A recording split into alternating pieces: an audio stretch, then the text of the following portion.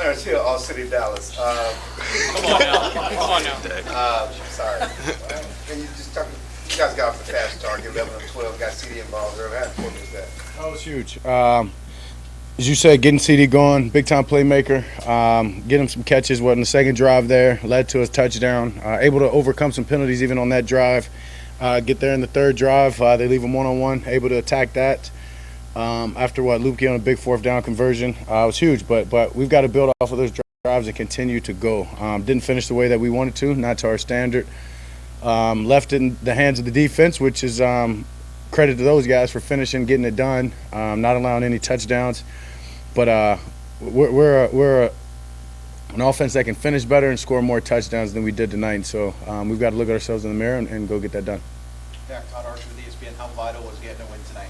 It was huge. It was huge. Yeah, after obviously losing two, especially at home, coming on the road, first division game. Division wins are always tough. As I said, then you add on the road before a long weekend, puts a better taste in our mouth. But at the end of the day, as I've said, even after those two losses, a couple weeks, or the past 2 weeks, it's a process.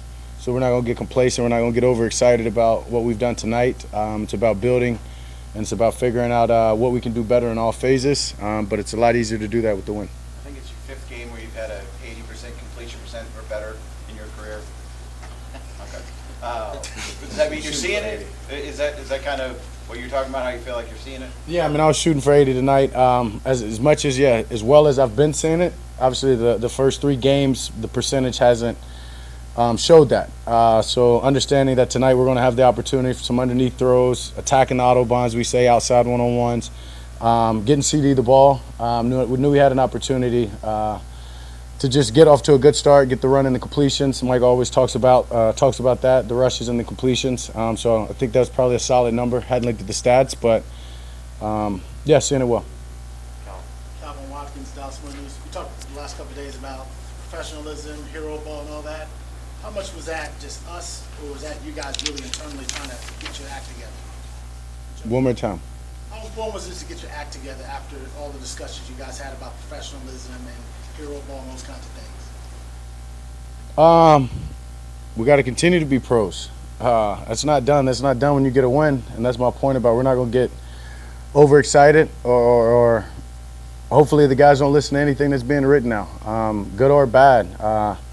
It's about focusing on this process. We're able to get a win tonight, puts us at 2-2, going into a long weekend. But we've got to go on the road next week against a good Steelers team, who may be undefeated, right? Who may be undefeated when we play them, right? Yeah. So it's going to be in a tough environment. I hadn't played there since my rookie year, so I'm looking forward to that. And that's really all that matters is taking care of our bodies, being smart, healthy this weekend, getting back at it Monday, and being pros. Continue to work, trust the process, trust one another, be accountable, and go and put the best version of ourselves out there next Sunday.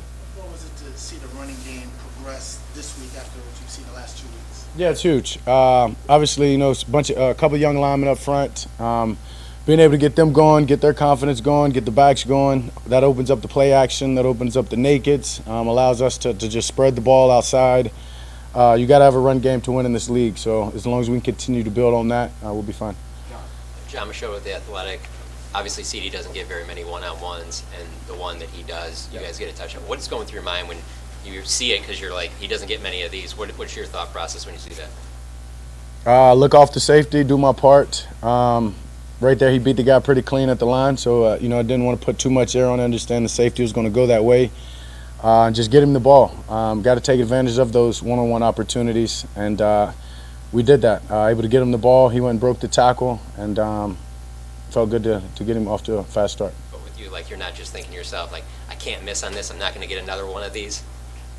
No, just playing the play. Not a lot of can'ts, don'ts, won'ts go through my head really at any point. So,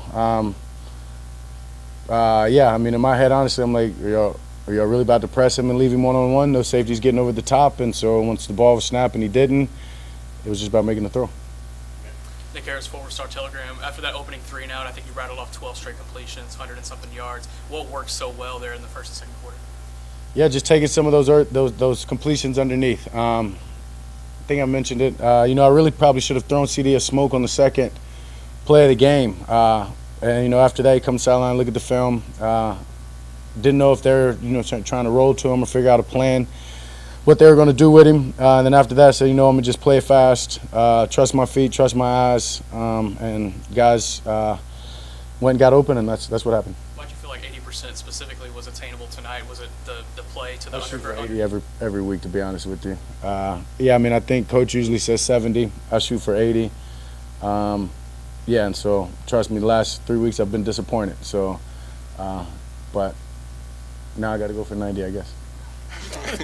Saudis with the Athletic. Dak, not just this week, but this season, Hunter Lipke, what has he done to earn your trust in the passing game and the role in the offense in general? Love that guy. Lil Mike Allstar. That's what I call him. Wearing the number 40 as well. One of my favorite backs back in the day, too. So awesome just to see a guy, come in as a fullback, show that he can play tight end, fullback, running back, can pass protect.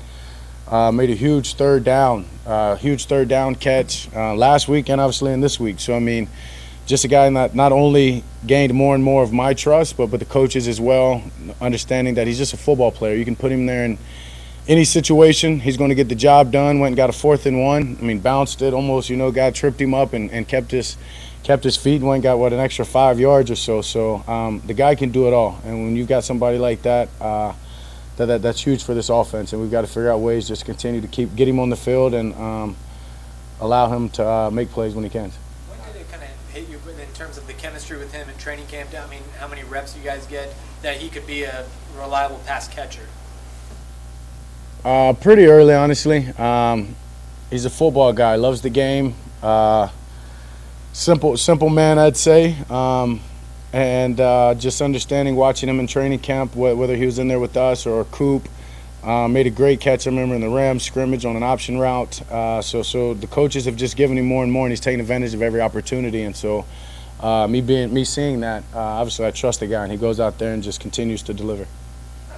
Patrick Walker, DallasCowboys.com. Coming out of the last 2 losses, a lot of you guys, yourself included, talked about playing complementary football. If you look at the first half, it was a lot of bend but not break from the defense. You guys rewarded them with a couple touchdowns. And even at the end of the game where you have Brandon Aubrey miss a rare field goal, defense goes down, gets an interception. Can you talk about just the importance of keeping that going as the week go by? Yeah, it's huge. Complementary football is not only, just rewarding the guys, but it's being able to pick it up when the guys aren't doing well. And that's what, look at these those last couple of weeks, that's what I'm disappointed myself in the offense, is not really picking those guys up and understanding that they had some tough games, but we've got to be there to score touchdowns.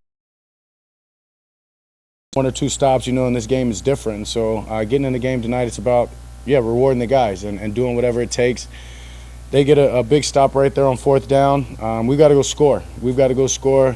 Take it out of Aubrey's hands. He's made tons of field goals from a long way away and continues to deliver. That obviously that was a fluke, and just when you look at what he's done, that we can't ask him to save us on every play, every possession. We've got to go get touchdowns.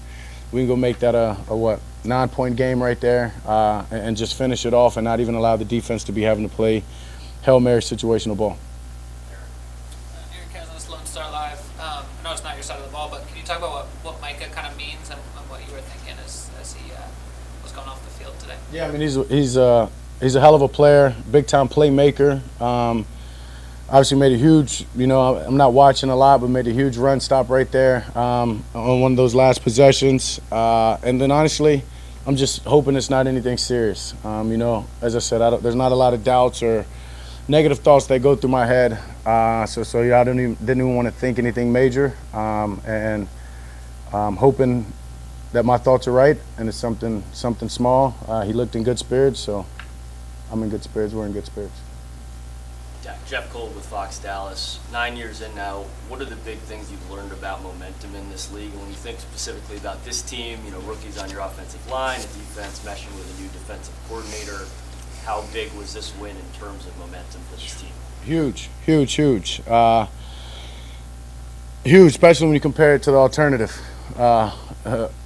What that would have been like.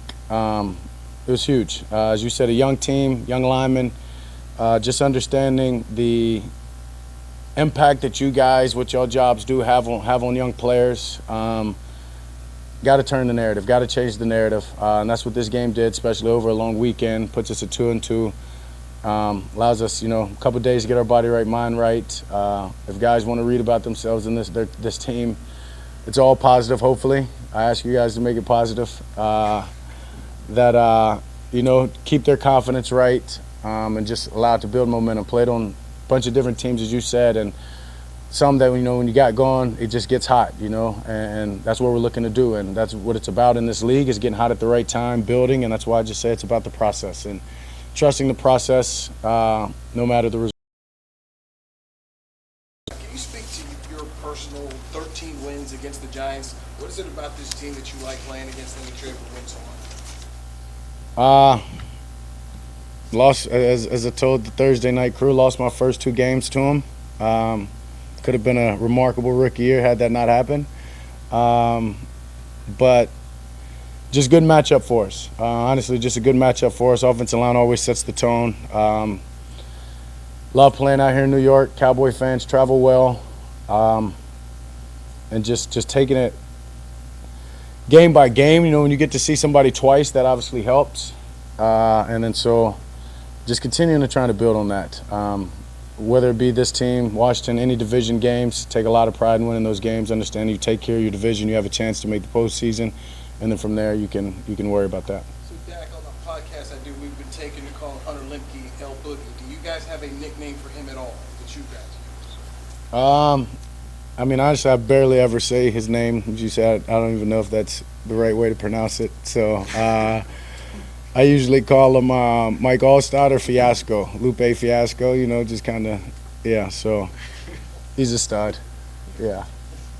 Tom Marion with AP Radio. How important was it to respond to their early field goal with a touchdown to gain the lead? Huge, especially after obviously going 3 and out in our first drive. Those guys go down there and get points. And talking about momentum in the season, it's huge in these games, especially division games of obviously, they got something going. You look at their last couple of games, the confidence that they have in themselves and their offense, young, great receiver.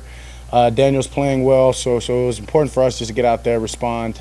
We did that in the next 2 drives, but as I mentioned, we've got to continue to do that and build and play from our standards.